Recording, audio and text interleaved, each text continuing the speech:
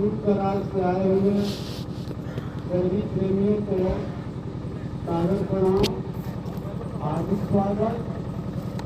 हम आप लोगों से यह कहना चाहते हैं कि हमारे बारे में जान लीजिए कि मैंने सन 1980 में बाबा जय गुरुदेव जी महाराज से नामदान दिया। 45-46 साल हो गए और हमको जो चीज़ का अनुभव 45-46 साल में नहीं हुआ, वो यहाँ गुरु महाराज के दरबार में ज्ञान पाने पर एक पल में वो चीज़ हमें मिली, जिसके लिए लोग जन्म जन्म मुनि जतन कराही अंतराम का आवत नाही। वह चीज़ जो है, जो जन्म जन्म जतन करने के बाद नहीं मिलते, वो यहाँ पर हमको एक पल में मिली। मैं उसका गवाह हूँ। मैं आपके सामने बड़े आत्मविश्वास के साथ कह सकता हूँ कि अरे ये वही है जो आए हुए हैं। अरे ये वही है जो आए हुए हैं, जमाने में हलचल मचाए हुए हैं।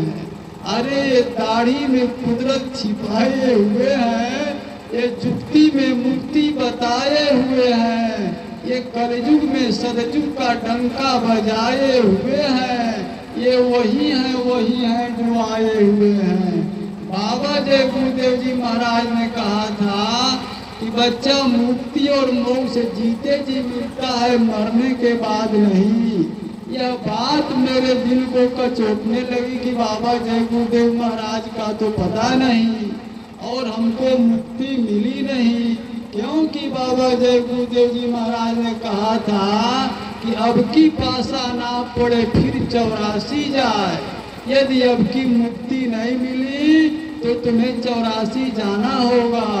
बाबा जय गुरुदेव जी महाराज ने कहा था कि मुक्ति और मोक्ष जीते जी मिलता है, मरने के बाद नहीं। तो हमको चिंता हुई कि भाई इस जीवन में तो मुक्ति मिली नहीं, मरने के बाद का किसी ने देखा नहीं, किसी ने संदेश भेजा नहीं। तो हमको चिंता हुई, हम मंथन करने लगे तो मालिक की दया हुई कि हमको ये शहंशाहों के शहंशाह, गुरुओं के गुरु, ईश्वरों के ईश्वर, ये संत शिरोमणि साहेब नितिनदास जी महाराज जब हमको मिले तो हमारे सारे शंकाओं का समाधान हो गया। अच्छा, ये बताते हैं कि कीट न जाने भृंग को गुरु कर ले आप समान। वो गुरु कौन जो अपने समान न बना ले।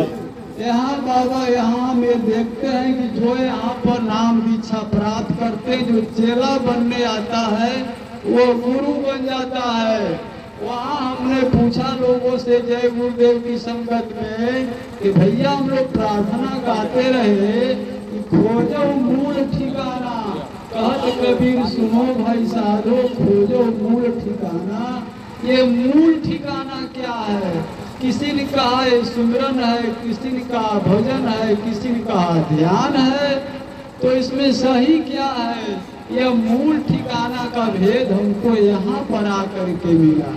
बाबा जय गुरुदेव जी महाराज ने सन 1980 में गुरु पूर्णिमा वर्ष 27 जुलाई को कहा था कि बच्चा अभी तो तुम जय गुरुदेव नाम से पार हो रहे हो, लेकिन आगे भविष्य में जो महात्मा आएंगे और उनको ऊपर से जो आवाज आएगी, फिर तुम उसी नाम से पार होगे, जय गुरुदेव नाम से नहीं।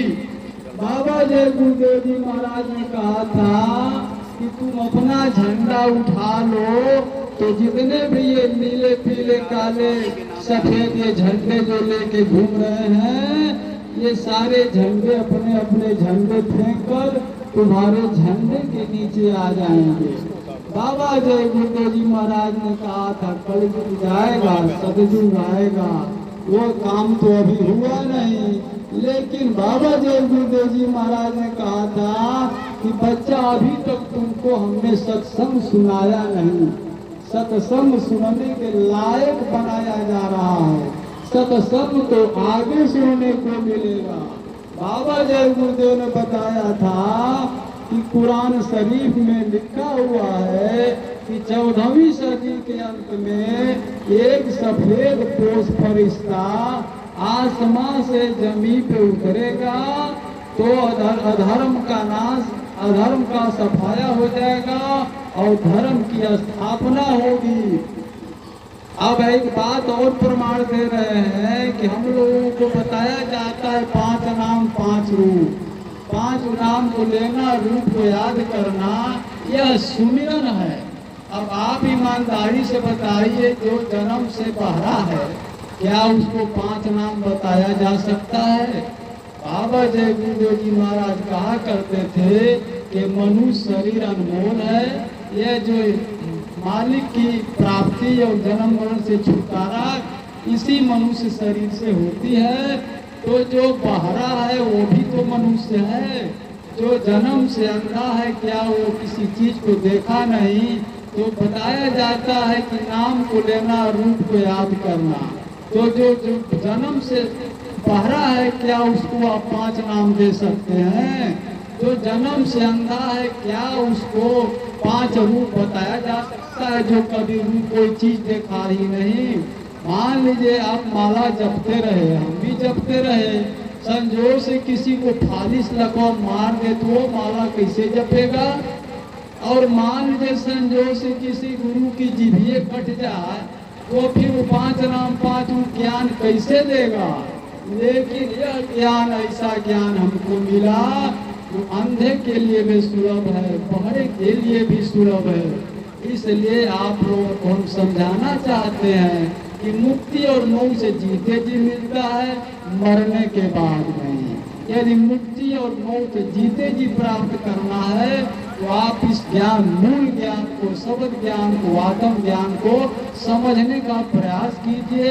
45 साल बाबा जय गुरुदेव के शरण में रहने के बाद हमको जब ये ज्ञान हुआ कि भाई मुक्ति और मोक्ष जीते जी मिलती है और मिली नहीं, हम करें क्या? तब तक गुरु महाराज का सत्संग हमको मोबाइल में मिल गया और हमने जो है उसके लिए प्रयास किया, गुरु महाराज मिल गए। जो चीज 45 साल में हमको अनुभव नहीं हुआ, यहाँ पर एक पल में मिल गया।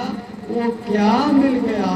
जिसके बारे में मीरा जी ने कहा है कि पायो जी मैंने नाम रतन धन पायो, वस्तु अमोलक दी मेरे सतगुरु। वह अमोलक वस्तु हमें मिली, इसलिए मैं आप सबके सामने इस बात को बता रहा हूँ। आपसे हमारी सहानुभूति है कि आप इस बात को समझें।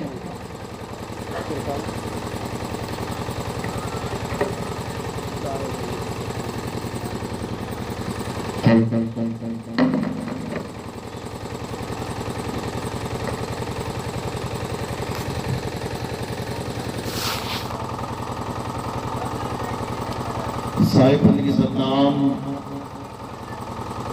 तो आज मालिक की कृपा से इस गांव में मूल ज्ञान का प्रचार होने जा रहा है। बहुत बड़े भाग हैं उन जीवों के जो अपने पूरे जीवन काल में एक बार भी इस मूल ज्ञान को सुन पाते हैं, और उससे भी बड़े भाग होते हैं उन जीवों के जो इस ज्ञान को थोड़ा सा भी समझ पाते हैं। सुनना आसान है, सुनेंगे घंटा 2 घंटा सुन के चले जाएंगे, लेकिन समझना बहुत मुश्किल है। इतना मुश्किल है कि आप सोच भी नहीं सकते। बड़े बड़े ऋषि मुनि, पीर, पैगंबर, औलिया इस मूल ज्ञान को नहीं समझ पाए और इस दुनिया से ऐसे ही चले गए, क्योंकि ये मूल ज्ञान, ये 52 से परे का ज्ञान है। ये मूल ज्ञान शरीरों से परे का ज्ञान है। ये मूल ज्ञान इस अंगों से, इन मन, माया, इंद्रियों से परे का ज्ञान है। इसलिए ये ज्ञान समझ में नहीं आता। जो पवित्र ज्ञान है वो सबकी समझ में आ जाता है।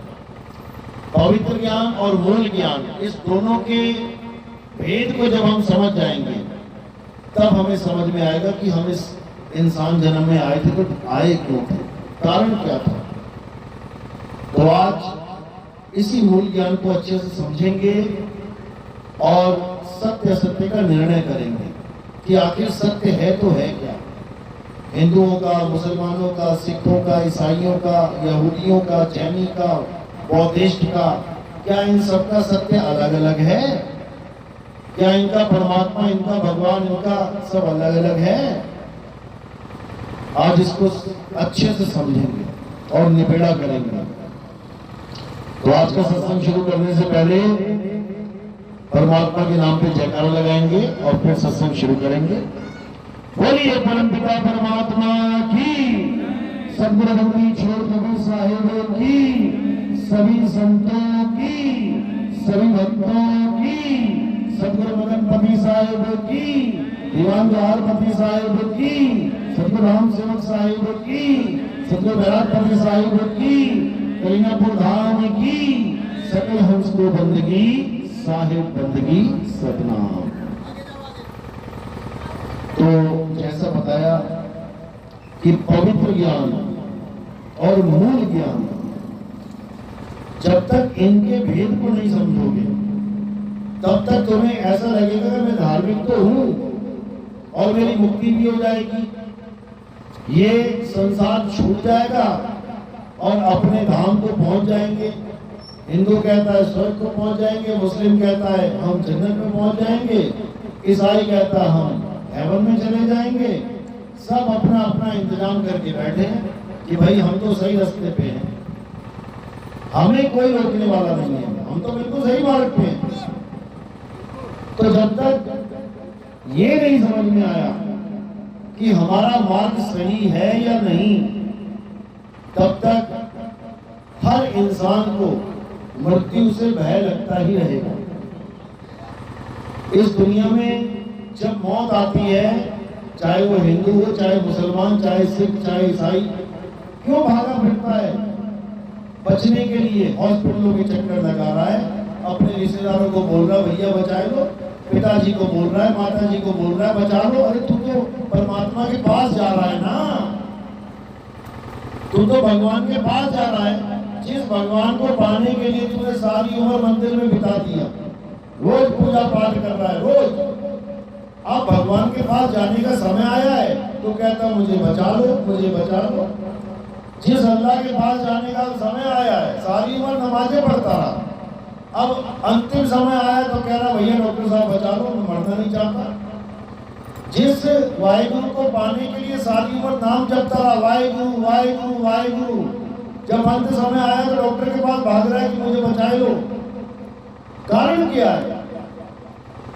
कारण ये है कि उसे खुद नहीं पता कि मैं सही जगह जाऊंगा कि नहीं जाऊंगा, ये कारण है।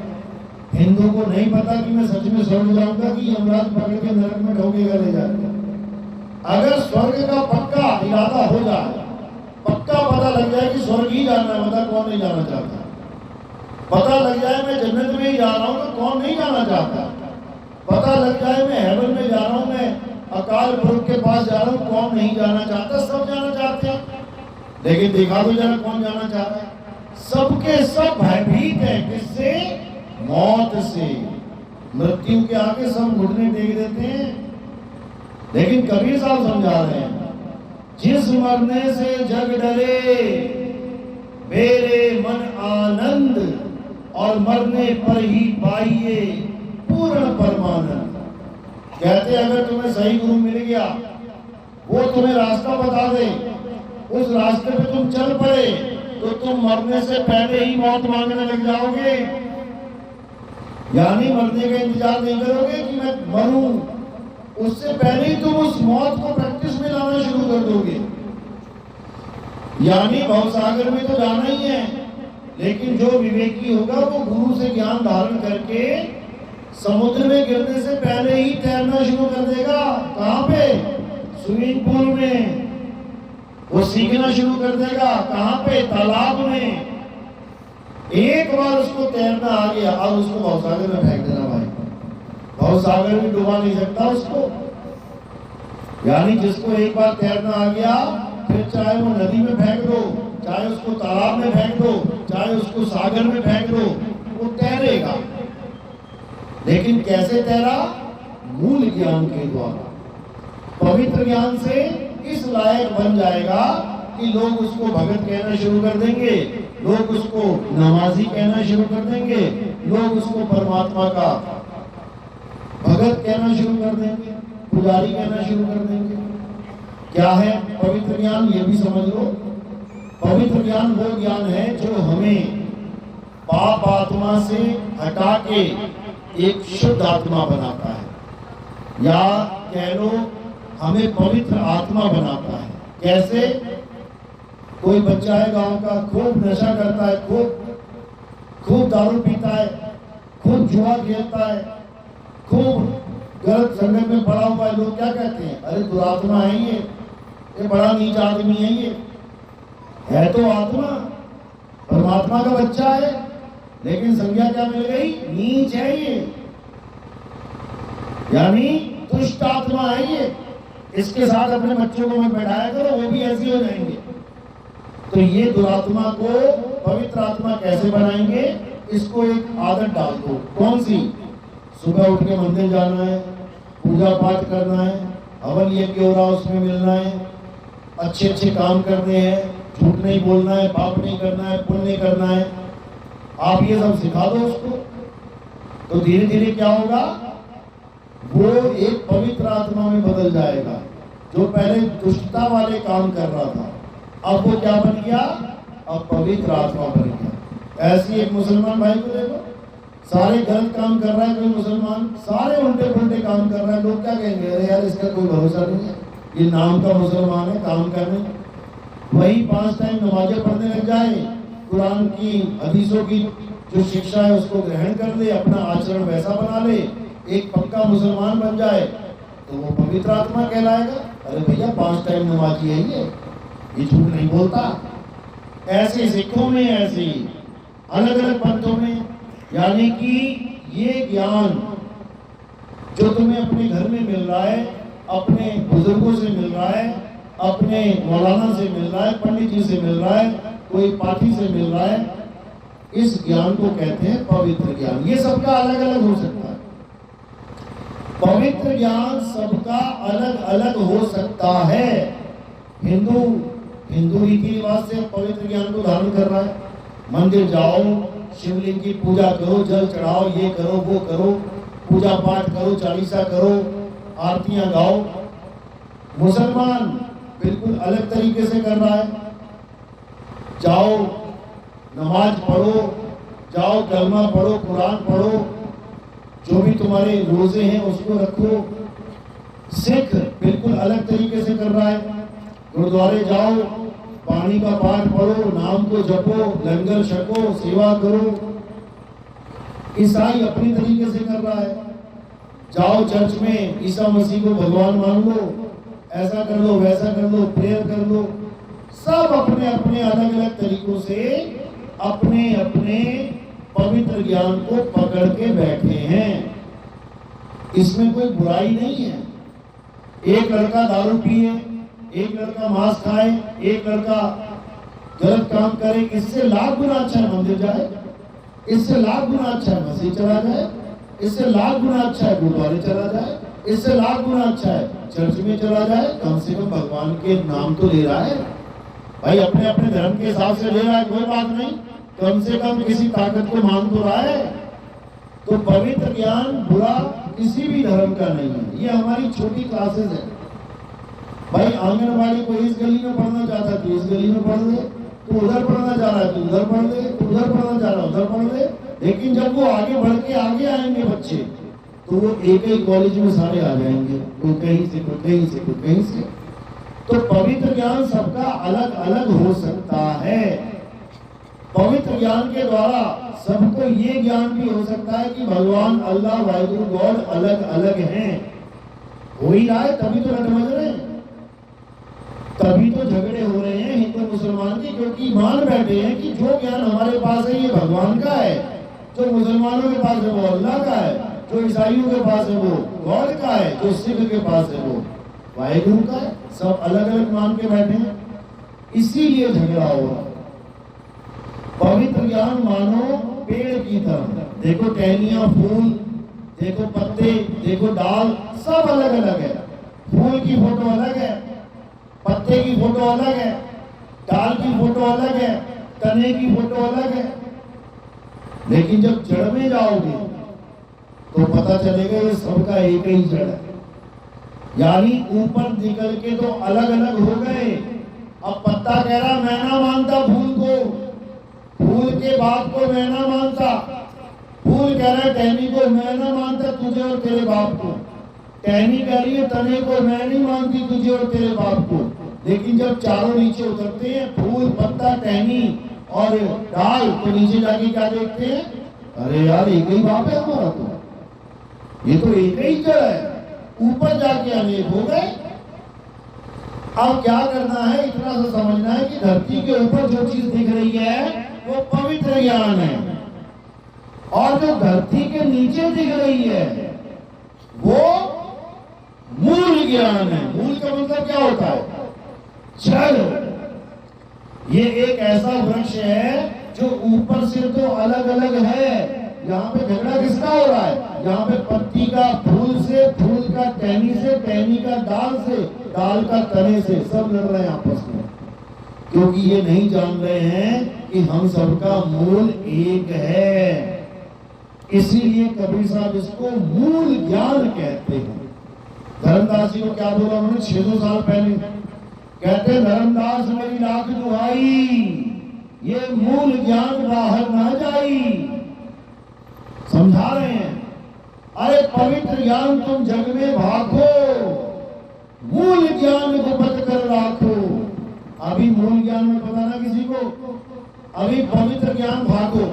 जैसे हिंदुओं ने भागा, मुसलमानों ने भागा, सिखों ने भागा, ईसाइयों ने भागा, ऐसे तुम भी भागो। तुम भी एक पंथ चला दो, कबीर पंथ, तुम भी चला दो एक कबीर पंथ। इतने सारे चल रहे हैं, तुम भी चला दो।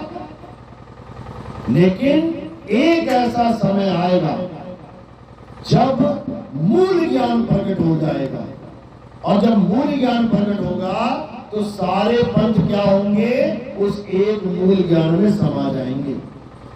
ये वाणी दर्ज है, 600 साल पहले जो ग्रंथ लिखे गए हैं उसमें ये वाणी दर्ज है। और ऐसा नहीं है कि केवल कबीर साहब की वाणी में दर्ज है, ये हर धर्म की वाणी में दर्ज है कि एक ऐसा समय आएगा जब सारे धर्म एक हो जाएंगे। क्योंकि धर्म है ही एक, अनेक तो इंसानों ने कर डाले, कैसे अनेक कर डाले ये भी समझ लो।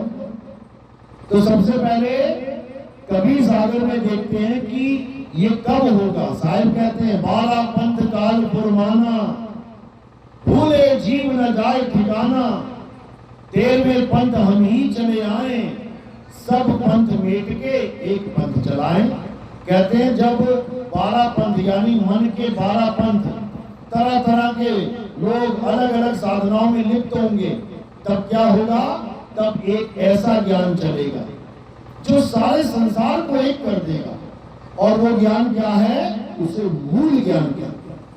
वो सारे पेड़ को एक ही उसमें लेके आ जाएगा, उसे मूल ज्ञान कहते हैं। तो कबीर सागर में भी इसका जिक्र है, इसका जिक्र हिंदुओं के धर्म में भी है, हिंदुओं के ग्रंथ में भी है। कौन सा ग्रंथ है, भविष्य महापुराण।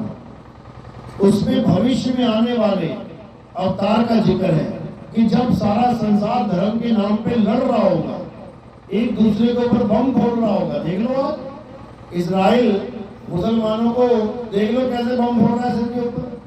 और क्या झगड़ा है, केवल नाम का झगड़ा है। हम यहोवा को मानते हैं तो खुदा को मानता है, ये नहीं समझते कि उसी का नाम यहोवा है, उसी का नाम खुदा है, उसी का नाम गॉड है, और उसी का नाम राम है, उसी का नाम परमेश्वर है। नहीं समझ में आ रहा है। तो हिंदुओं के धर्म में उसका क्या नाम दिया गया है, कल्कि अवतार। कि पूरे संसार में जब हाहाकार मच जाएगा, जब पूरा संसार भगवान के नाम पे झगड़ा करेगा, लड़ेगा, मरेगा, कटेगा, तो क्या होगा, फिर एक ऐसा अवतार आएगा। कौन सा अवतार, कल्कि अवतार। क्या करेगा वो आके, कहते हैं वो आके ऐसा सफाया कर देगा ज्ञान का कि लड़ने के लिए कोई मुद्दा ही नहीं बचेगा। वो ज्ञान की ऐसी लहर चला देगा, सत्य की ऐसी लहर चला देगा कि जो उसके ज्ञान को सुनेगा और समझेगा वो उसी में शामिल होता चला जाएगा। इसी का जिक्र हदीसों में किया गया। क्या बोला मुसलमान भाइयों ने, मोहम्मद साहब ने? उस वक्त मोहम्मद साहब जब अरब देश में खड़े होते थे तो अपना चेहरा किस तरफ करते थे? मशरक की तरफ, यानी पूर्व दिशा की तरफ। और जब वो पूर्व दिशा की तरफ खड़े होते थे, घंटों घंटों खड़े रहते थे, लोग उन्हें पूछते थे कि आप उस दिशा में क्या देख रहे हो? तब वो कहते थे मुझे वहां से खुशबू आ रही है। वो कहते कैसी खुशबू, कहां से आ रही है? तब उन्होंने क्या नाम दिया? उन्होंने नाम दिया कि मुझे हिंदुस्तान से खुशबू आ रही है, और ऐसी खुशबू आ रही है कि ये पूरी दुनिया को खुशबू में लिप्त कर देगी, पूरी दुनिया में खुशबू फैला देगी। उसका नाम क्या दिया उन्होंने? गज़वाए हिंद। गज़वाए हिंद का मतलब ये नहीं है कि तुम्हें हर जगह टोपी वाले मुसलमान मिलने लग जाएंगे, ये सारे मंदिर टूट जाएंगे, ये सारी मस्जिदें या सारी जो भी झगड़े हैं सारे ये खत्म हो जाएंगे और सारे मुसलमान हो जाएंगे, ऐसा फैलाया जा रहा है। ऐसा नहीं है। गज़वाए हिंद का मतलब ये बिल्कुल नहीं है। गज़वाए हिंद का मतलब है एक ऐसी जंग चलेगी और हिंदुस्तान से चलेगी, इसीलिए उसका नाम हिंद बोला गया है, गज़वाए हिंद। हिंद क्या है? यही हिंदुस्तान का इशारा है। यानी एक ऐसा ज्ञान हिंदुस्तान से चलेगा जो पूरे विश्व के ज्ञान को एक कर देगा। हर जगह तुम्हें कौन मिलेगा? तुम्हें पक्का मुसलमान मिलेगा, ये टोपी वाले नहीं। पक्का मुसलमान क्या होता है?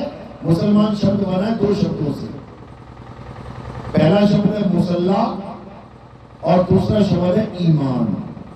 यानी मुसल्ला क्या होता है? ये बिछाने वाला। जब नमाज पढ़ता है कोई तो मुसल्ला बिछा के नमाज पढ़ा जाता है। दोनों का एक नाम दे दिया मुसलमान, यानी मुसल्ला यानी नमाज भी पढ़ेगा और ईमान भी रखेगा। जब दोनों पे खरा उतर जाएगा तो वो पक्का मुसलमान हो गया। अब पढ़ तो रहा है 5 टाइम नमाज, लेकिन दारू भी पी रहा है, चोरियां भी कर रहा है, ठगी भी कर रहा है, गले भी काट रहा है, तो हो गया मुसलमान? क्या नहीं होगा, नहीं होगा।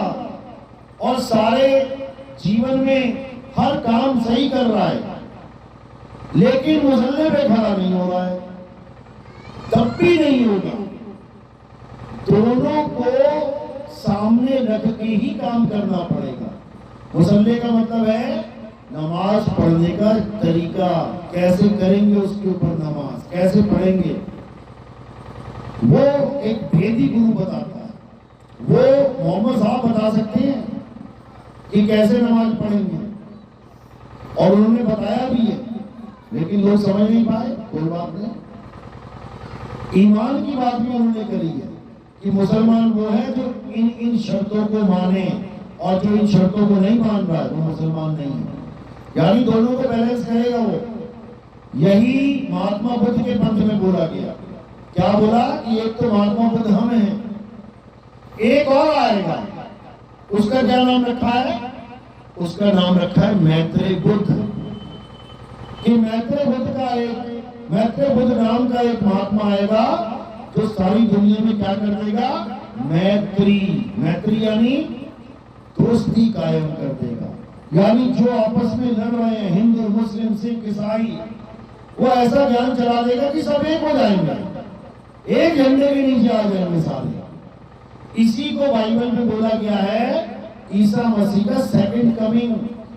यानी ईसा मसीह मरे नहीं है, वो दोबारा आएंगे इस संसार में, और क्या करेंगे? वो सबको क्रिश्चियन बना देंगे, वो सबको होली स्पिरिट से जोड़ देंगे। होली स्पिरिट यानी शुद्ध आत्मा। इसी को हिंदू परम आत्मा कहते हैं, इसी को मुसलमान अल्लाह कहते हैं, खुदा कहते हैं, इसी को यहूदी यहोवा कहते हैं। ये सारे जिक्र केवल एक ही ज्ञान की तरफ है जो सारे संसार को एक कर देंगे। हिंदू सोचते हैं कल की अवतार आएगा सबको सनातनी बना देगा, ईसाई सोचते हैं ईसा मसीह आएंगे सबको क्रिश्चियन बना देंगे, मुसलमान सोचते हैं इमाम मेहंदी आएंगे और वो सबको मुस्लिम बना देंगे, यहूदी सोचते हैं कि इलियास आएगा वापस यहूदियों में इलियास है, अभी आना बाकी है जिसका। यानी सब धर्मों ने एक ऑप्शन छोड़ रखी है कि वो एक आखिरी ज्ञान आएगा जो सबको एक करेगा, क्योंकि हम सब अनेक भगवान के, अल्लाह के, वाहिगुरु गॉड के नाम पे हो गए हैं। सोचो कितने दुख की बात है। हम अनेक हुए भी तो किसके नाम पे? अपने एक पिता के नाम पे। अगर 2 4 5 होते तो समझ में आती बात कि यार तेरे वाला ये है, मेरा वाला ये है। आज हम एक ही खानदान में कई बार लड़ पड़ते हैं। कैसे? मैं अपना बाप उसका सपोर्ट कर रहा हूँ, चाचा का लड़का अपने बाप को सपोर्ट कर रहा है, ताया जी का लड़का अपने बाप को सपोर्ट कर रहा है, मामा का लड़का एक ही खानदान में लड़ाई तो छिड़ जाएगा। क्यों? क्योंकि सबके बाप अलग हो गए हैं। अरे यहाँ तो बाप ही एक है। हिंदुओं का भी एक ही बाप है, मुसलमानों का भी एक ही बाप है, सिखों का भी एक ही बाप है, ईसाइयों का भी एक ही बाप है। बस गलती कहां कर दी है? नाम अलग अलग रख दिए, केवल नाम। अभी मैंने कहा कि एक ही परमात्मा को अलग अलग तरह से लोगों ने बांट दिया। क्यों? कारण क्या है? केवल नाम की वजह से। अब ये नाम कहां से आए? ये नाम किसने पैदा कर दिए? अब जब इस पे जाओगे मूल में, बिल्कुल पीछे से पीछे, तब तुम्हें क्या दिखेगा? तुम्हें दिखेगा आदि मानव, जिसको हम लोग आदम भी कह देते हैं। आदम किसको दर्शा रहा है? आदि मानव। आदि मानव को, जो पहला इंसान था। पहला इंसान कौन था?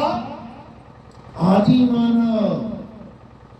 उसी को आदम कह रहे हैं।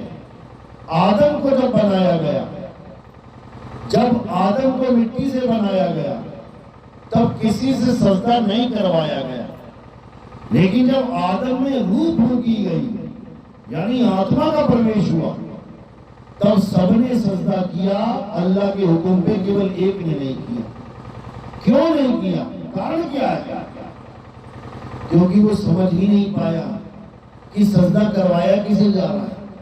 वो कहता है मैं तो जलजले से बना हूं, आग से बना हूं, और ये मिट्टी से बना है, मैं इसका सजदा करूंगा।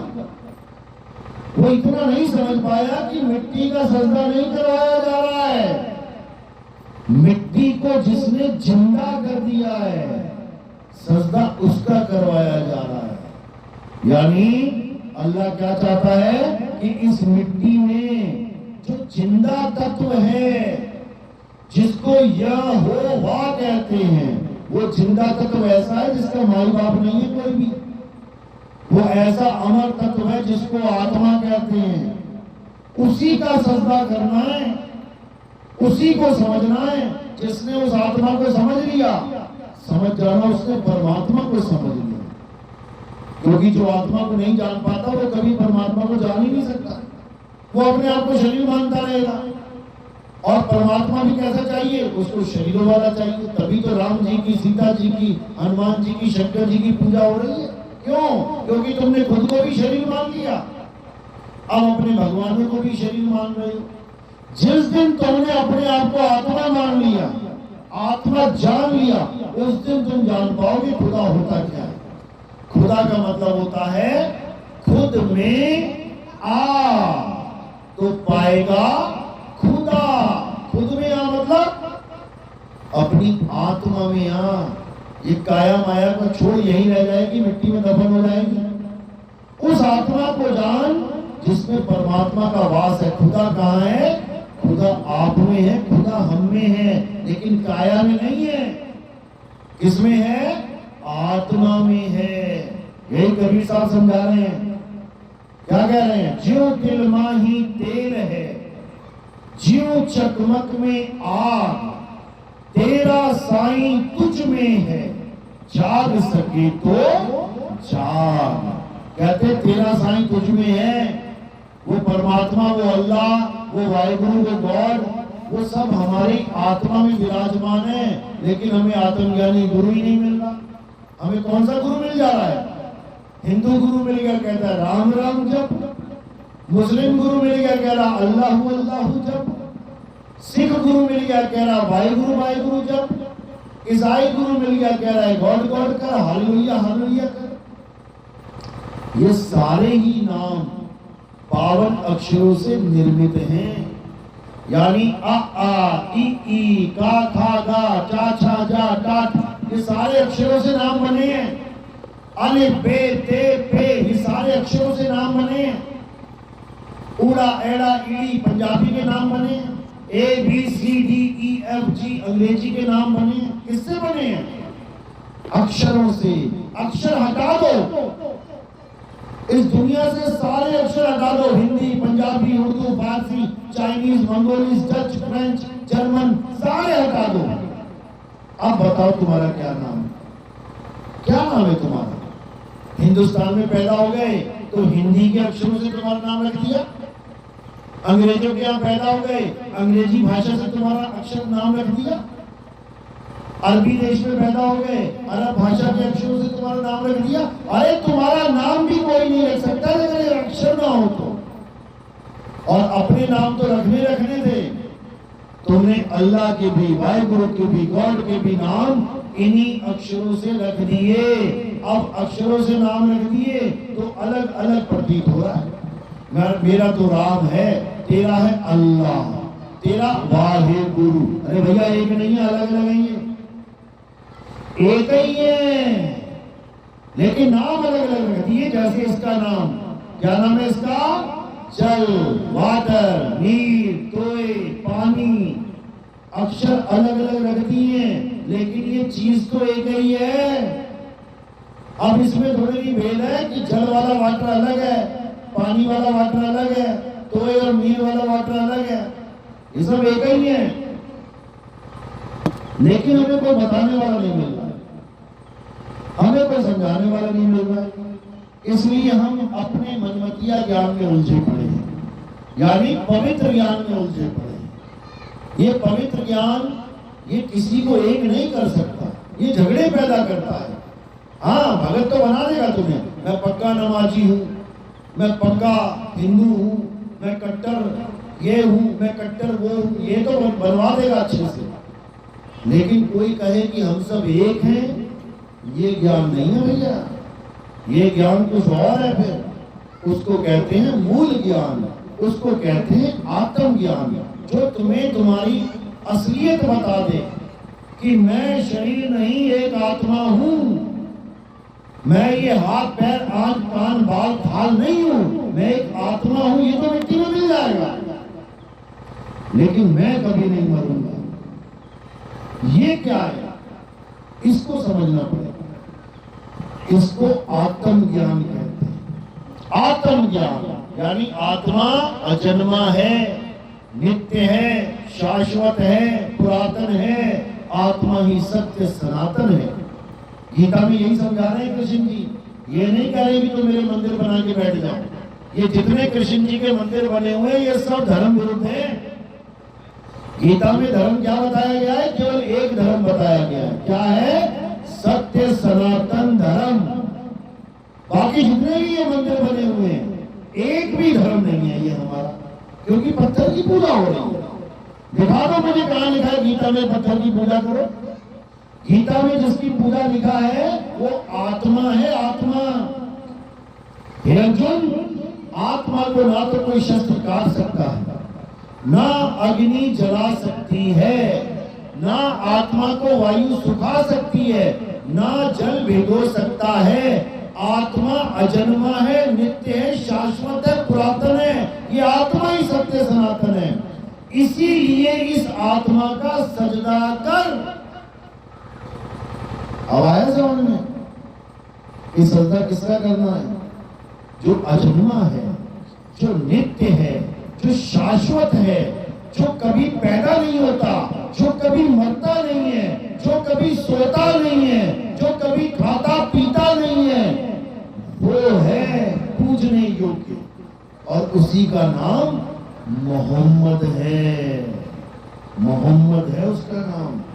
वो मत समझ लेना अरब देश वाले मोहम्मद साहब। मोहम्मद का मतलब होता है जो तारीफ के काबिल है। और तारीफ के काबिल कौन है? एक अल्लाह ही तारीफ के काबिल है। उसी को हमारे धर्म में सत्य सनातन कहते हैं, आत्म देव कहते हैं। देवों के देव महादेव आत्म देव, जिसके बिना राम भी नहीं चल सकते, जिसके बिना श्याम भी नहीं चल सकते, जिसके बिना हनुमान भी नहीं चल सकते। कौन है वो? हे अर्जुन, उसी को आत्मा कहते हैं। बिना आत्मा के सब मुर्दा है, मुर्दा। बिना आत्मा के क्या कहते हैं हम? मुर्दा। और जब आत्मा होती है तो क्या कहते हैं? पिताजी, माताजी, चाचा जी, दादाजी। और जब आत्मा नहीं है तो क्या कहते हैं? अरे मिट्टी ले जाओ भाई, अरे लाश पड़ी है ले जाओ भाई। लाश नाम हो जाता है उसका, जहां आत्मा नहीं होती है। इसी आत्मा को मोहम्मद कहते हैं। इसीलिए सारे मुसलमान भाई अपने नाम के आगे क्या लगाते हैं? मोहम्मद। केवल इशारा दिया जा रहा है, बेटा मोहम्मद को जान ले। मोहम्मद कौन है? तारीफ के काबिल, यानी आत्मा ही तारीफ के काबिल है। आत्मा के अलावा और किसी की तारीफ नहीं करना। क्यों? सब नाशवान है। हे अर्जुन, केवल आत्मा ही सत्य है। आत्मा के अलावा सब कुछ असत्य है। सबका नाश हो जाएगा, सब फना हो जाएंगे। केवल एक चीज फना नहीं होगी, चाहे तो उसको खुदा कह ले, चाहे उसको गॉड कह ले, चाहे उसको आत्मा कह ले, चाहे उसको यहोवा कह ले। ये वही है, उसी का जिक्र करना है, वही तारीफ के काबिल है। इसलिए मुसलमान भाई अपने रिश्तों में भी देखो क्या बोलते हैं, अम्मी जान, चचा जान, भाई जान। ये जान क्या है? ये जान वो है जिसकी वजह से इनमें जान है। अगर वो जान निकल गया ना तो लाश रह जाएगी। समझो, जान का मतलब है जिसकी वजह से तुम जीवित हो। यानी संकेत में समझाया जा रहा है कि अम्मी वो नहीं है जो दिख रही है, अम्मी वो है जिसकी वजह से इसमें जान है। यानी आत्मा है वो असलियत, जिसकी वजह से ये मुझे अम्मी लग रही है। और थोड़ी देर में अगर आत्मा इसको छोड़ दे, ये लाश दिखने लग जाएगी, उठा के जला देंगे इसको, दफना देंगे इसको। तो इसी को मोहम्मद बोला जाता है। मोहम्मद साहब के नाम पे जो रखते हैं अपना नाम, मोहम्मद कलीम, मोहम्मद आरिफ, मोहम्मद याकूब, मोहम्मद ये उनको समझाया जा रहा है कि तारीफ के काबिल जो है वो तू है। लेकिन तू अपने आप को जान कि तू है क्या। तू ये 5 तत्वों का पुतला नहीं है कि तू यहाँ पे पैदा हो गया और मर जाएगा। हे अर्जुन, ना तो हम कभी पैदा होते हैं, ना हम कभी मरते हैं। हम अजन्मे हैं, अजन्मे। लेकिन ये शरीर धारण कर लेते हैं, इसलिए हमें लगता है कि ये हमारा अस्तित्व है। ये शरीर धारण कर लेते हैं, इसलिए लगता है कि हम पैदा हुए, हम मर जाएंगे। हम कभी पैदा नहीं होते, हम कभी नहीं मरते। समझो, अगर हम मर ही जाएं तो फिर स्वर्ग और नरक में कौन जाएगा? जब मर ही गए तो कौन जाके सुख और दुख भोगेगा? अगर हम जा रहे हैं, इसका मतलब मरे तो नहीं है भैया, मरे नहीं है, चल रहे हैं। कहाँ? कभी स्वर्ग की तरफ चल रहे हैं, कभी नरक की तरफ चल रहे हैं। यानी यहाँ पे लाश पड़ी है तो चल कौन रहा है? यहाँ लाश को उठा के जलने का, जलाने का प्रोग्राम बन रहा है। यहाँ लाश को उठा के दबाने का प्रोग्राम बन रहा है। तो ये जन्नत में और ये दोजख में कौन जा रहा है? इसको समझना पड़ेगा। तो जब ये ज्ञान समझ में आ जाता है तो समझ लो कि अब आप मूल ज्ञान को समझ रहे हैं।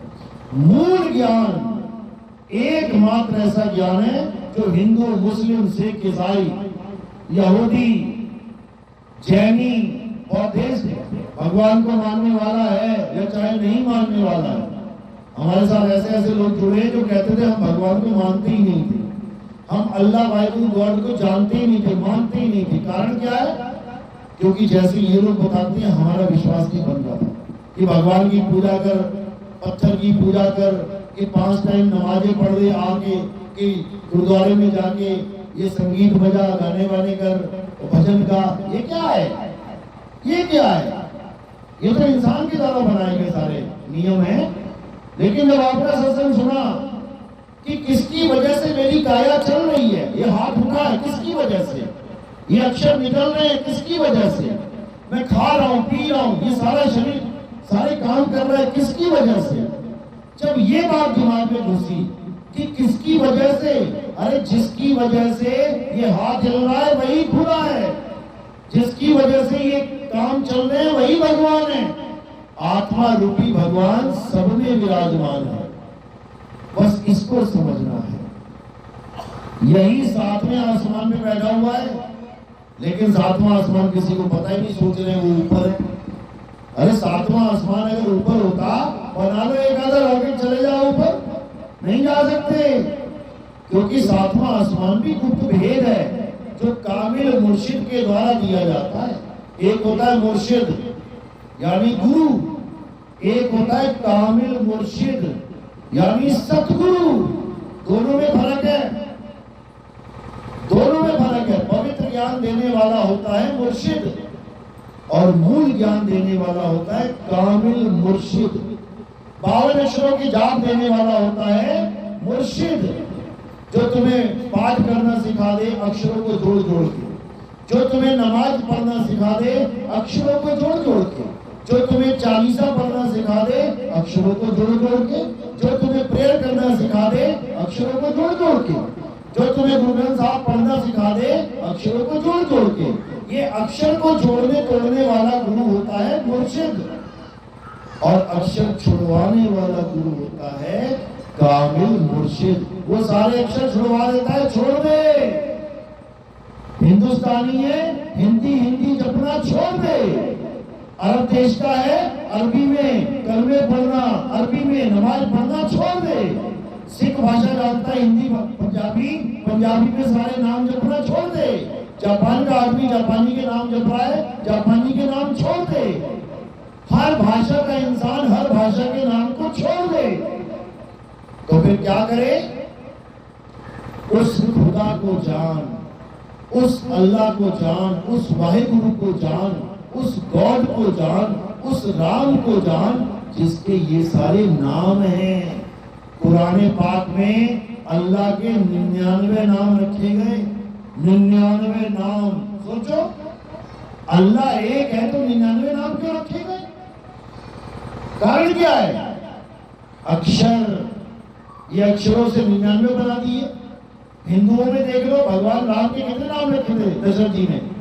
एक नाम रखा, क्या? राम। अभी गूगल पे सर्च करो भगवान राम के 108 नाम, अभी देखो लाइन लग जाएगी। ये 108 नाम किसने रख दिए भाई? हनुमान जी का एक नाम रखा था उनकी माता पिता ने, हनुमान। अभी सर्च करो हनुमान जी के 108 नाम, देखो लाइन लग जाएगी नामों की। गुरु ग्रंथ साहब में 10वीं पातशाही ने 1000 नाम लिख दिए अल्लाह के, वाहिगुरु के, गॉड के। बताओ कैसे लिख रहे हैं ये सब? अक्षरों के द्वारा। हमारे पास अक्षर हैं तो हमने दुनिया भर के नाम रख दिए। अक्षर ना होते तो क्या नाम रखते? आज हम अक्षरों के पीछे लड़ रहे हैं। 4 हिंदू एक मुसलमान को पकड़ के कहते हैं बोल जय श्री राम, 4 मुसलमान एक हिंदू को पकड़ के कहते हैं बोल अल्लाहू अकबर। अरे तुम इसलिए बोल पा रहे क्योंकि अक्षर हैं, अक्षर हटा दो। अब बोल के दिखा जय श्री राम, अब बोल के दिखा अल्लाहू अकबर। तो अगर मैं नहीं बोल पाया जय श्री राम क्योंकि अक्षर नहीं है, मैं नहीं बोल पाया अल्लाहू अकबर अक्षर नहीं है, तो क्या राम और अल्लाह की क्या खेल ही खत्म हो गया क्या? है? अगर मैं इसका नाम ना रखूं, जल, वाटर, नीर, तोय, पानी, तो इसका अस्तित्व खत्म हो गया क्या? इसका अस्तित्व था, है और रहेगा। तुम चाहे इसके नाम रखो चाहे ना रखो, अल्लाह उसका नाम है जो सत्य है। सत्य कभी बनता बिगड़ता नहीं है कि तुमने नाम रख दिया तो आज पैदा हो गया और तुम नाम खत्म कर दो तो वो भी खत्म हो जाएगा, बिल्कुल नहीं। सत्य का नाम ही अल्लाह है, सत्य का नाम ही वाहिगुरु है, सत्य का नाम ही राम है, सत्य का नाम ही गॉड है। देखो हर भाषा में, हर धर्म में सत्य की महिमा गाई गई है।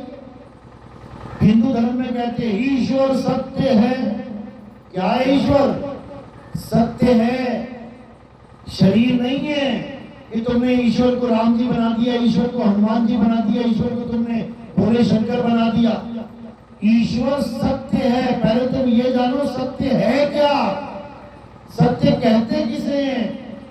जैसे इस गिलास में जो पानी है, इसका नाम पानी नहीं रखा गया था, तब इसको क्या कहेंगे। इसका नाम जल नहीं रखा गया था, तब इसको क्या कहते। इसका नाम वाटर नीर तोड़े ना होता तो इसको क्या कहते। इसकी असलियत क्या है, तत्व ज्ञान से जानो।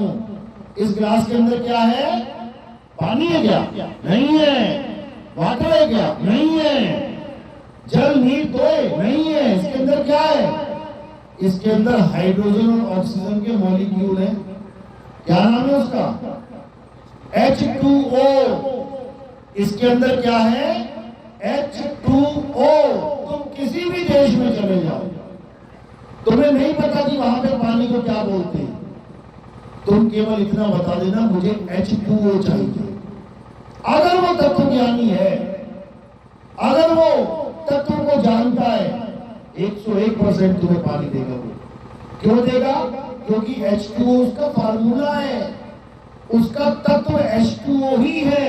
अब इस H2O के नाम रख लिए हमने, जल, वाटर, नीर, तोय, पानी, जल। अब इसी में झगड़ा है, इसी में झगड़ा। नहीं नहीं, इसके अंदर पानी है, इसके अंदर तो जल है, इसके अंदर वाटर है, लड़ते रहो। और जिस दिन सबने ये जान लिया कि इसके अंदर H2O है, अब बताओ कौन लड़ेगा, आप बताओ कौन लड़ेगा। सारी दुनिया के साइंटिस्ट बैठ जाए आके और बस ये बोल दे कि इसके अंदर H2O है, बताओ कौन मतभेद करेगा, कोई भी नहीं करेगा। क्यों, अब यहाँ पे नाम खत्म हो गए, अब यहाँ पर तत्व ज्ञान शुरू हो गया। तत्व ज्ञान, हाइड्रोजन के 2 बॉन्ड, मॉलिक्यूल ऑक्सीजन का 1, जब ये आपस में जुड़ जाते हैं तो इसी तत्व का निर्माण हो जाता है, बात खत्म हो गई। इसी प्रकार अल्लाह वाहिगुरु गॉड नाम नहीं चाहिए, तत्व ज्ञान चाहिए। तत्व ज्ञान, अल्लाह क्या है, राम क्या है, वाहिगुरु क्या है, ईश्वर क्या है, यहोवा क्या है, तब समझ में आएगा तुम्हें। तो ये क्या है, ये सत्य है।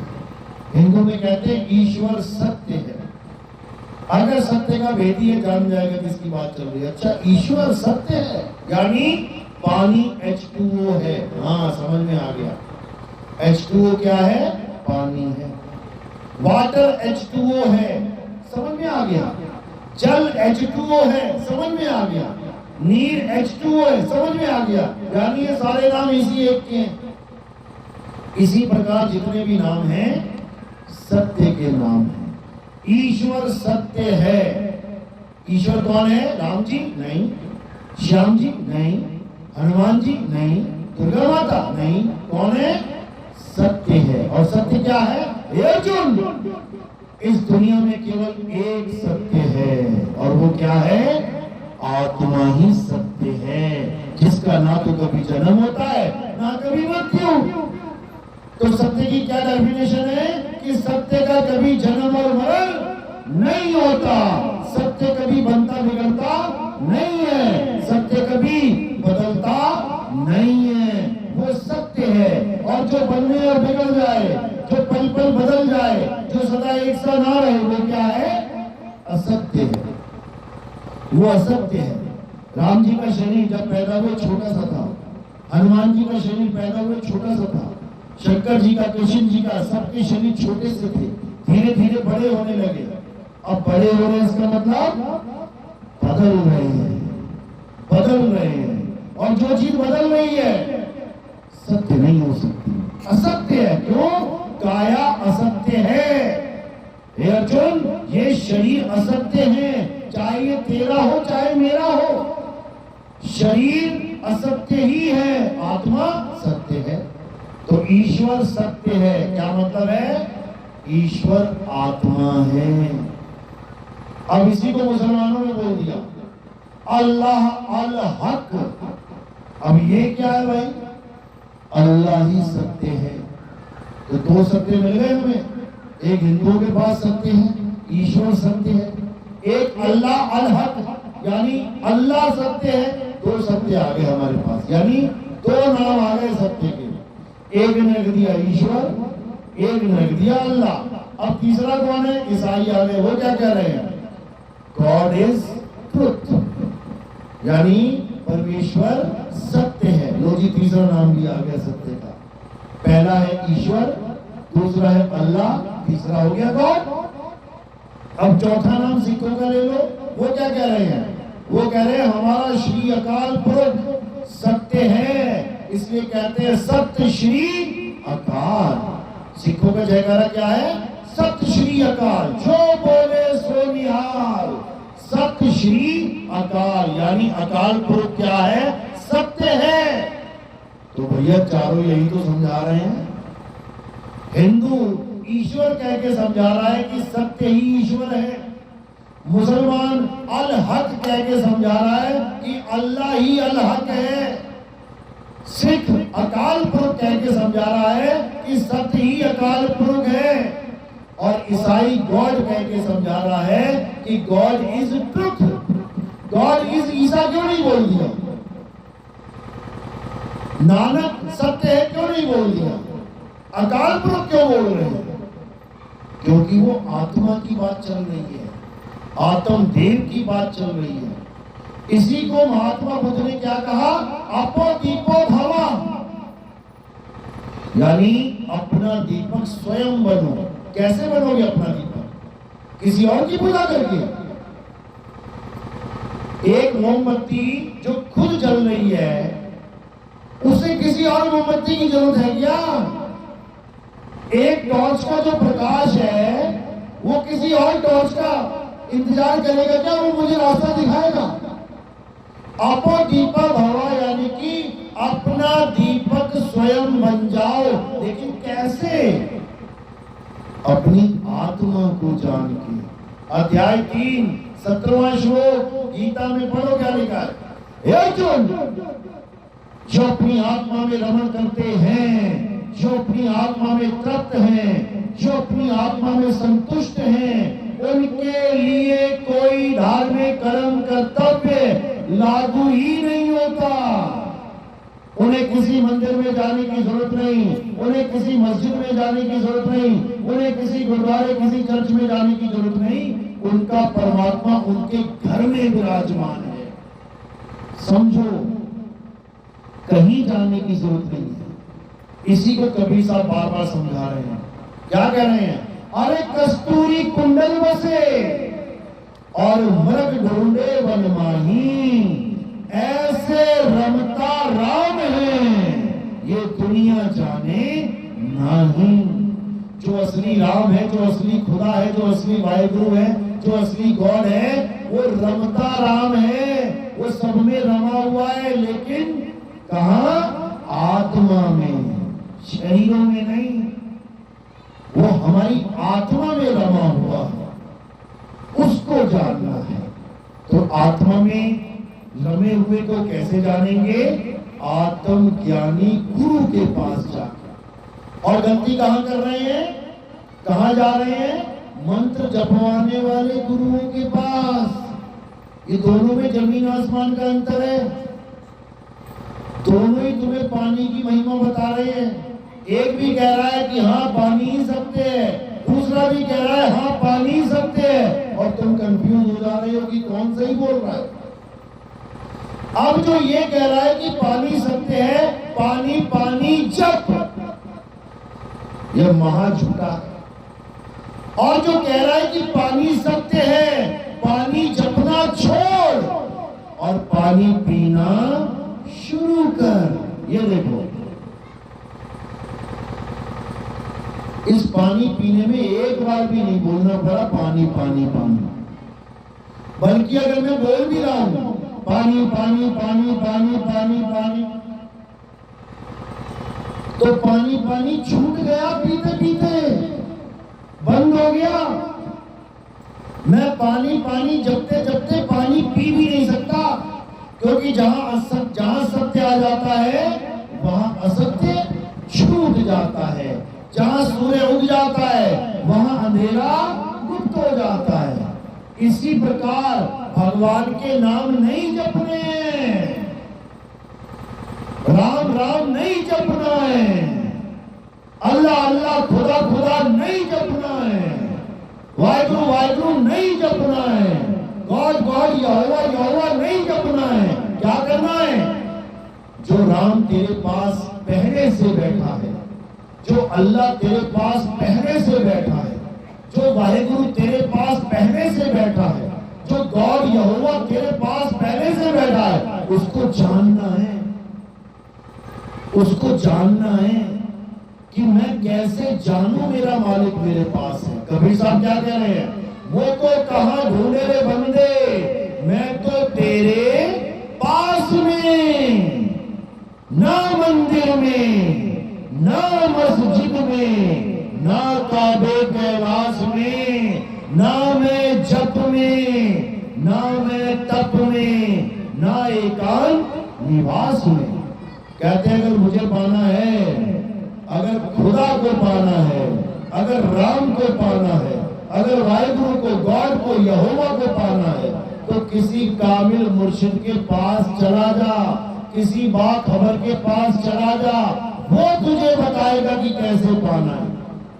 कहीं जाने की जरूरत नहीं है, तुम्हारा मालिक तुम्हारे पास है, बस तुम्हें नहीं पता इसलिए धक्के खाने पड़ रहे।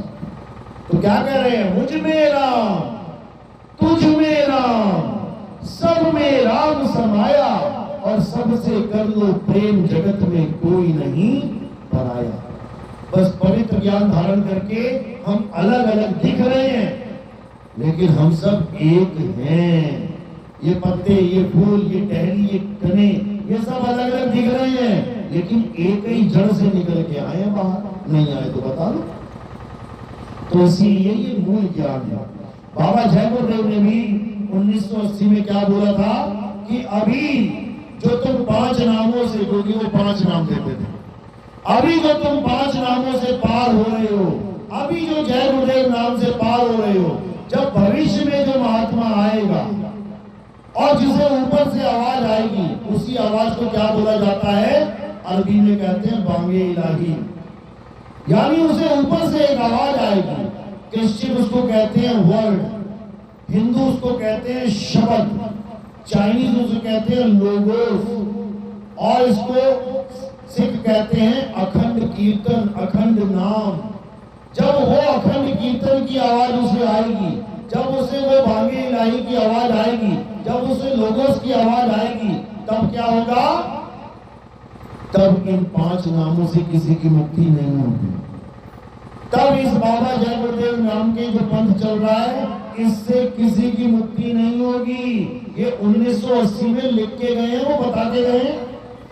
लेकिन जो शिष्य इस बात को नहीं मान रहे हैं, जो इस बात को नहीं समझ रहे हैं, वो पथ भ्रष्ट हो जाएंगे। क्यों? गुरु का वचन कह रहा है इधर चल, और वो इधर जा रहे हैं। जो गुरु के वचन को नहीं मान पा रहे हैं, वो कभी मुक्ति के हकदार नहीं होते। तो क्या करना है अब केवल एक सत्य को जानना है, और वो सत्य हम सब में विराजमान है। बिना सत्य के ये असत्य चल ही नहीं सकता। असत्य यानी काया, और सत्य यानी आत्मा। और वो आत्मा केवल हिंदुओं की जागीर नहीं है कि गीता में आत्मा का जिक्र तो केवल हिंदुओं के लिए। मुसलमान के पास भी आत्मा है, सिख के पास भी आत्मा है, ईसाई के पास भी आत्मा है, यहूदी के पास भी आत्मा है, बौद्धिस्ट के पास भी आत्मा है, जैनी के पास भी आत्मा है। जो आत्मा को मानता है उसके पास भी आत्मा है, जो आत्मा को नहीं मानता उसके पास भी आत्मा है। समझ लो, उसी आत्मा को जानना हमारे जीवन का एकमात्र लक्ष्य है। ये गीता का उपदेश है, यही कबीर साहब कह रहे हैं। जल में मीन प्यासी, मोहे देखत आवे हासी, आत्म ज्ञान बिना नर भटके, कभी कावा कभी काशी। अगर ये इंसान भटक रहा है अल्लाह को पाने के लिए, वाहिगुरु को पाने के लिए, गॉड को पाने के लिए, राम को पाने के लिए, तो केवल इसलिए भटक रहा है क्योंकि उसको आत्मज्ञान नहीं है। उसने गीता रट ली, उसने बाइबल रट ली मुंह जवानी, उसने पुराण रट लिए, उसने चालीसा रट ली, उसने सारी प्रेयर रट ली, उसने बड़े बड़े ग्रंथ रट डाले, सारा ज्ञान प्राप्त कर लिया, लेकिन आत्मा का ज्ञान प्राप्त नहीं कर पाया। जिसकी वजह से वो पढ़ रहा है, जिसकी वजह से वुजू कर रहा है, जिसकी वजह से नमाज पढ़ पा रहा है, जिसकी वजह से चालीसा पढ़ रहा है, जिसकी वजह से कुरान, पुराण, गीता, भागवत, वेद सब पढ़ रहा है, उस आत्मा को नहीं जान पा रहा। दिक्कत यही है। यानी सारा ज्ञान ले लिया दुनिया का, केवल अपना ज्ञान प्राप्त नहीं कर पाए। आत्म ज्ञान क्या होता है समझ लो, जहां पर भी आत्म शब्द जुड़ जाए, आधा ता और म, आत्म। अब इसका क्या मतलब हो जाता है आत्म का? आत्म का मतलब होता है मैं खुद, यानी किसी और की बात नहीं चल रही है। आत्म शब्द जुड़ते ही तुम्हारी अपनी पर्सनल बात चल रही है। जैसे कहते हैं अपनी आत्म कथा लिखो। अब आत्म कथा कैसे लिखोगे? अपने बारे में लिखोगे, पड़ोसियों के बारे में थोड़ी लिखोगे। तो आत्म कथा मतलब आत्म यानी खुद की कथा। कोई कहे उसने आत्महत्या कर ली, अब जहां पे आत्म जुड़ा हुआ है तो तुम्हारे दिमाग में एक बार भी नहीं आएगा कि उसने पड़ोसियों को मार दिया या उसने किसी और को गोली मार दी। वहां तुम्हारे दिमाग में क्या बात आएगी? आत्महत्या कर ली मतलब खुद की हत्या कर ली, यानी उसे किसी ने मारा नहीं है, वो खुद स्वयं से मरा है। इसी प्रकार आत्मरक्षा। कोई कहे बंदूक लेके क्यों टहल रहे हो? भैया आत्मरक्षा के लिए। इसका मतलब ये नहीं कि तुम गांव वालों की रक्षा के लिए टहल रहे हो। किसकी रक्षा के लिए? खुद की रक्षा के लिए आत्मरक्षा। कोई कहे आत्मनिर्भर बनो। आत्मनिर्भर का मतलब क्या है? कटोरा लेके भीख मांगना है क्या? लोगों के ऊपर निर्भर रहना है क्या? आत्मनिर्भर का मतलब है खुद पे निर्भर रहना सीख लो। इसी प्रकार आत्म ज्ञान का मतलब होता है तुम्हें तुम्हारा ज्ञान मिल जाए, खुद का ज्ञान समझ लो कि तुम कौन हो। तुमने राम जी को जान लिया, तुमने श्याम जी को जान लिया, तुमने हनुमान जी को जान लिया, जो भी तुम्हें पढ़ाया गया तुमने सब कुछ जान लिया, लेकिन तुम ये नहीं जान पाए कि तुम कौन हो। इसी का ज्ञान गीता समझाती है। अर्जुन, जो अपने जीवन काल में खुद को नहीं जान पाते, यानी अपनी आत्मा को अनुभव नहीं कर पाते, वो बार बार जन्म मरण में गोते खाते हैं। वो बार बार पैदा होते हैं, बार बार मरते हैं। अब कोई कहेगा हम मर गए तो पैदा कैसे होंगे? ये काट के लाश लगा दी, यहाँ पे बिछा दी, अब ये पैदा कैसे होगा? पैदा होके दिखाए। कौन पैदा हो रहा है? कहां से मिल रहा है शरीर? मां के गर्भ से। और कहां छोड़ के जा रहा है? इस धरती मां के गर्भ में, यानी गर्भ से ही पैदा हो रहा है और गर्भ में ही छूट रहा है। वो कौन है जो गर्भ से शरीर को लेके आता है और इस गर्भ में छोड़ के चला जाता है? वो है अजर अमर अविनाशी। कौन है वो? जीव। वो जीव है, वो चलता है एक गर्भ से दूसरे गर्भ में, एक शहर से दूसरे शहर में, एक देश से दूसरे देश में। ये जीव आत्मा है। और परमात्मा कौन है? जो कभी चलता नहीं, जो अचल है, जो आता जाता नहीं, जो सदा एक रस अखंड रहता है। अध्याय 2 24वां श्लोक पढ़ो। हे अर्जुन, ये आत्मा अजन्मा है, नित्य है, इसको कोई काट नहीं सकता, जला नहीं सकता। ये आत्मा अचल है, ये आत्मा सदा स्थिर रहने वाला है, ये आत्मा ही सत्य सनातन है। अब दो प्रकार की आत्मा हो गई, एक वो जो गर्भ से शरीर को लेके आ रही है और इस धरती माता के गर्भ में शरीर को छोड़ के जा रही है, ये चल आत्मा है। इसी में सब आ जाते हैं, जितने दिख रहे हैं ये सब चलने वाली आत्माएं हैं, इसको जीवात्मा कहते हैं। ये परमात्मा नहीं है, गलती से भी इसको परमात्मा मत मान लेना। ये सारे जीवों का एक परमात्मा कौन है? अचल परमात्मा, जो आता जाता नहीं है, जो ना तो कभी राम बन के आया, ना कभी कृष्ण बन के आया, ना कभी हनुमान बन के आया। वो परमात्मा आने जाने से रहित है, अचल है, वो कभी चलता नहीं है। उस अचल परमात्मा तक इस जीवात्मा को पहुंचाना है, तब ये जीवात्मा भी अचल हो जाएगा। जैसे समुंदर अचल है और समुद्र के ऊपर लहरें वो चल हैं, वो चल रही हैं, तुम्हें दिख रही हैं। एक लहर आई, दूसरी लहर आई, तीसरी लहर आई, लेकिन समुद्र नहीं चल रहा। समुद्र स्थिर है, एक ही जगह विराजमान है, केवल लहरें चल रही हैं, अनंतों लहरें। इसी प्रकार परमात्मा एक है, अचल है, और ये सारी लहरें चलने वाली, ये सब उसी के जीवात्माएं हैं। अब क्या करना है? इस जीवात्मा को परमात्मा तक पहुंचाना है, बस इतना सा काम है। यानी सब जीवों को अल्लाह तक पहुंचा देना है, सब जीवों को अचल राम तक पहुंचा देना है, सब जीवों को सत श्री अकाल तक पहुंचा देना है, सब जीवों को यहोवा गॉड तक पहुंचा देना है। सबकी मुक्ति हो जाएगी, किसी को पूजने की जरूरत ही नहीं है। जहां पर भी वो लहर है, बस अपने आप को शांत करके नीचे चली जाए। नीचे समुंदर है, किसके? सब लहरों के। हर लहर के नीचे समुंदर है। अगर लहर समुंदर में जाना चाहती है तो वो क्या करे? चल से अचल हो जाए और नीचे चली जाए, हो गया, फिर खत्म। ये सारी सृष्टि क्या है?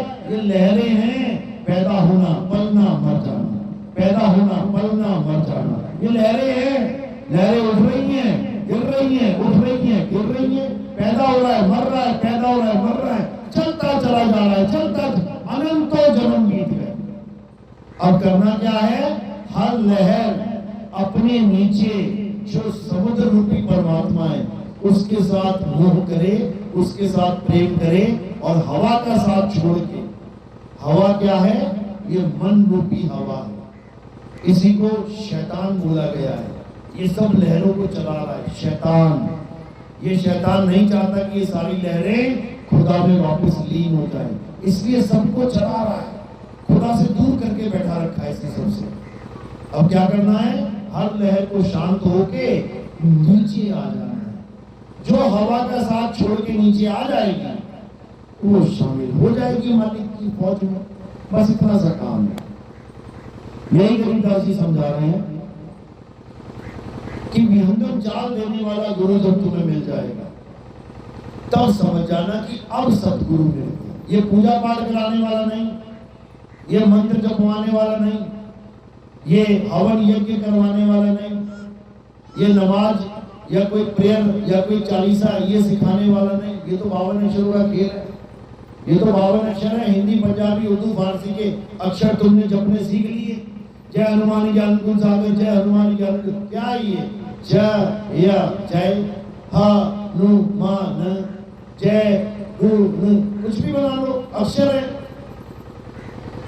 सारे अक्षर रट रहे हैं तुम लोग। अक्षरों को ही दे दे के रटवा के तुम्हें पुजारी बना दिया गया है। अक्षरों को नहीं रटना है, अक्षरों को छोड़ना है और राम को जानना है, उस आत्मा को जानना है जिसको अक्षरों से कोई मतलब ही नहीं है। तो जब अक्षर से परे उस नील अक्षर राम को जानोगे तब तुम्हारा काम बन जाएगा। गरीबदास जी समझा रहे हैं, सतगुरु के लक्षण कहूं अचल विहंगम चाल। अचल जो गीता में समझा रहे हैं अध्याय 2 24वां श्लोक। अचल यानी अपने आप को अचल कर दो, रुक जाओ। कबीर साहब ने भी समझाया, चलती चक्की देख के दिया कबीरा रोए, दो बातों के बीच में साबुत बचाना कोई। जब चक्की चलती है उसके पार्ट के बीच में कोई साबुत नहीं बचता। कारण क्या है? क्योंकि वो चल रही है, और जो दाना उस चल चक्की में आ गया वो भी चलेगा साथ में, पिसेगा वो। अब बचेगा कौन? अरे पाट पाट सब कोई कहे, किल्ली कहे ना कोई, और जो किल्ली संग लाग रहा तो बाल न बांका होए। अब चक्की तो चल रही है, क्या बीच में जो किल्ली है वो भी चल रही है? नहीं चल रही, वो अचल है, वो चलती नहीं है, वो एक जगह रुकी हुई है। तो चक्की तो चलती रहेगी, लेकिन जो दाना कील के पास आ गया, जो दाना कील के साथ चिपक गया, जन्मों जन्म चक्की चलती रहे, युगों युगों चक्की चलती रहे, वो दाना नहीं पिसेगा गारंटी के साथ। पिस जाएगा क्या? नहीं पिसने वाला। इसी प्रकार इस चल चक्की के दो पार्ट कौन है? अरे एक पार्ट धरती चले और एक चले आसमान। इन दोनों के बीच में पिस गया सकल जहान। ये चक्की कौन सी है? एक धरती का पार्ट और एक आसमान का पार्ट। अब इन दो पार्टों के बीच में साबुत बचाना कोई। बता दो कोई बचेगा तो? तुम धरती के अंदर भी घुस जाओगे ना, तब भी मारे जाओगे। समझ लो। तो किल्ली क्या है? किल्ली अल्लाह का नाम है, किल्ली वाहेगुरु का नाम है, किल्ली परमात्मा का नाम है, किल्ली राम का नाम है। जो उस नाम से जुड़ गया, नाम मतलब मंत्र भंतर नहीं, नाम का मतलब ये नहीं कि जीभ से बोले जाने वाले नाम, बिल्कुल नहीं। जीभ से लेने की जरूरत ही नहीं पड़ेगी। जैसा हदीसों में बताया गया, एक तो नमाज फर्ज है और एक अल्लाह का जिक्र फर्ज है। जिक्र यानी यादगारी, उसको याद करो। नमाज तो टाइम है, 5 बार कर लो, बल्कि 5 में नहीं 50 बार नमाज की गई थी शुरू में। अल्लाह का हुक्म था 50 बार नमाज पढ़ो। किसने 5 बार करवा दी थी? मूसा अलैहिस्सलाम ने। उन्होंने 5 बार करवा दी थी कि भाई इतनी बार नहीं कर पाएंगे, 5 बार हो जाए बहुत है। तो वो 5 बार भी समय के पाबंद में, इतने बजे पहली, इतने बजे दूसरी, इतने बजे तीसरी। लेकिन जो अल्लाह का जिक्र है, उसकी यादगारी है, वो पाबंदी में नहीं है। वो 24 घंटे चलनी चाहिए, लगातार चलनी चाहिए, 1 सेकंड भी जाया नहीं होना चाहिए। ऐसे अल्लाह को याद करना है। तो ये यादगारी क्या कहलाती है? सिमरन। याद करने का मतलब होता है स्मरण करना, याद करना। और ये 5 टाइम की नमाजें किसमें आ जाती है? जाप में, जपना, बोलना, कहना। तो वो शुरुआती दौर है, और जो अंत है वो यादगारी में है। इसी प्रकार नाम जाप शुरुआती दौर है। किसी ने कोई नाम दे दिया, किसी ने कोई। ये कब तक जपना है? जब तक तुम्हारे जीवन में आत्मज्ञानी गुरु नहीं आ गया। जैसे ही आत्मज्ञानी गुरु आया, ये सारे नाम छुड़वा दिए जाएंगे। छोड़ दो और केवल एक मालिक को याद करो, एक परमात्मा को याद करो। चलो, तो आज का सत्संग यही समाप्त करते हैं। मेरी बात समझ में आ रही है? किसकी समझ में आ रही है? हाथ खड़ा करो। बहुत अच्छी बात है, बहुत बढ़िया, बहुत बढ़िया, बहुत बढ़िया। क्योंकि शुरुआत में ये कुछ समझ में नहीं आता कि क्या बात चल रही है। ना यहाँ पे राम जी का जयकारा लगा है, ना कृष्ण जी का जयकारा लगा है, ना किसी और की बात चल रही है। क्योंकि ये सत्संग है, ये सत्संग, ये कथा नहीं है। कथा होती है राम जी की कथा, हनुमान जी की कथा, शंकर जी की कथा। लेकिन जो सत्संग होता है वो अलग होता है। वहां सत्य की बात चलती है। सत्य क्या है? आत्मा ही सत्य है। यहाँ आत्मा की बात चलेगी, जो कभी पैदा नहीं होती, जो कभी मरती नहीं है, जो सत्य है, साच बात है, उसकी बात चलती है। चलो, तो अब क्या है, अब हमारे पंथ में जो है आरती होती है। आरती किसकी होती है? हमारे यहाँ किसी बुद्ध की आरती नहीं होती है, हमारे यहाँ किसी पत्थर की आरती नहीं होती है, हमारे यहाँ किसी भी नाशवान शरीर की आरती नहीं होती है। हमारे यहाँ किसकी आरती होती है? हमारे यहाँ कामिल मुर्शिद की आरती होती है, हमारे यहाँ गुरु की आरती होती है, हमारे यहाँ आत्मा की आरती होती है। मेरे पास आत्मा है कि नहीं है? देखो हाथ हिल रहा है। आत्मा है, बहुत अच्छी बात है, आत्मा है। इसी आत्मा के ज्ञान को आपने अभी तक सुना है।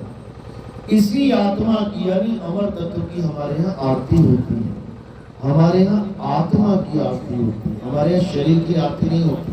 कोई गलती से भी ये ना समझे कि शरीर की आरती हो रही है। याद रखना, अगर पंखा चल रहा है तो वहां पर दो चीजें हैं, एक तो पंखा जो दिख रहा है और एक वो जो नहीं दिख रहा है, यानी करंट जो पंखे को चला रहा है।